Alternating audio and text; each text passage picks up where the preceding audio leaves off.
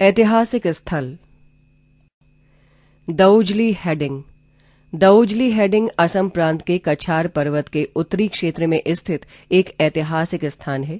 दौजली heading का स्थानीय भाषा में अर्थ पक्षियों का पर्वत होता है। ये स्थल बलुए व शैली प्रस्तर निर्मित एक छोटे पर्वत पर स्थित है। प्रमुख तथ्य: इसका उत्खनन 1962 से 1963 के मध्य हुआ था।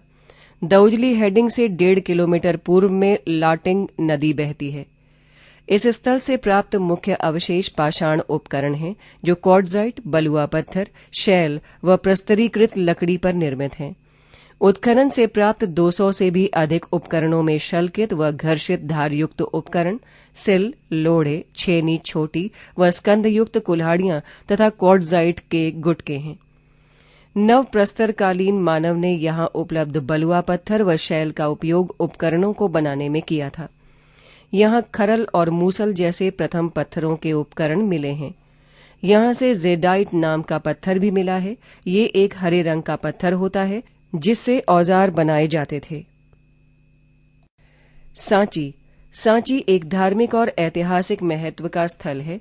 सांची कई स्तूपों का स्थल है जो एक पहाड़ी चोटी पर बनाए गए थे।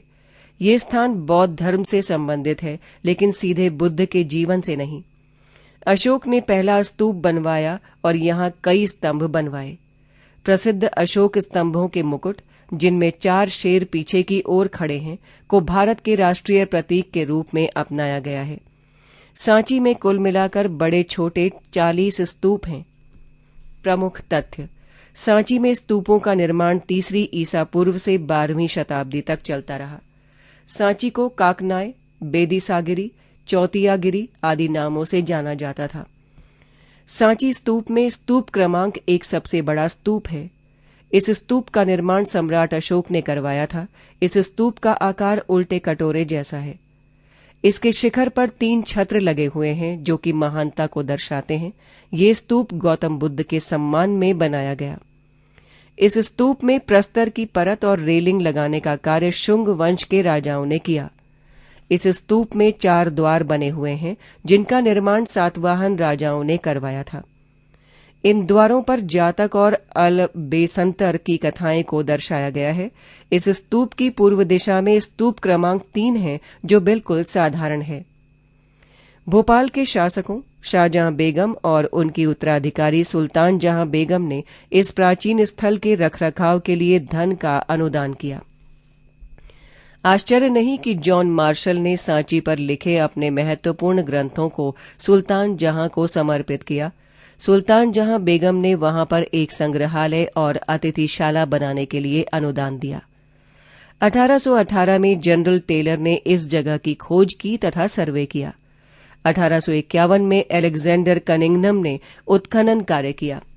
सर जॉन मार्शल ने 1912 से 19 तक उत्खनन किया तथा सांची को आज के स्वरूप में लाने का श्रेय सर जॉन मार्शल को जाता है। बौद्ध धर्म के इस महत्वपूर्ण केंद्र की खोज से आरंभिक बौद्ध धर्म के बारे में महत्वपूर्ण बदलाव आए।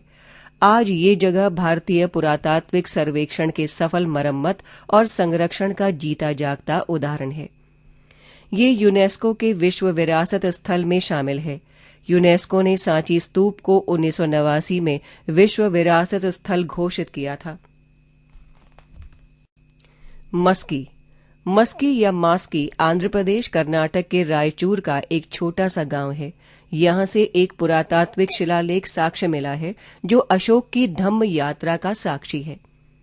प्रमुख तथ्य: मस्की अपने ही नाम की एक नदी मस्की के तट पर स्थित है। ये नदी भारत की मुख्य नदियों में से एक तुंगभद्रा की सहायक नदी है। सम्राट अशोक के प्रथम लघु शिलालेख की एक प्रति 1919 ईस्वी में मस्की में मिली थी। अशोक का मस्की शिलालेख इसलिए महत्वपूर्ण है कि ये एकमात्र शिलालेख है जिसमें दूसरे शिलालेखों की भांति उसका नाम देवनाम प्रिय के साथ साथ अशोक भी दिया हुआ है। इस शिलालेख से प्रमाणित हो जाता है कि राजा देवनाम प्रिय प्रियदर्शी तीसरा मौर्य सम्राट अशोक था। जॉर्ज टर्नोर ने 1837 ईस्वी में केवल अनुमान से प्रियदर्शी की पहचान अशोक से की थी।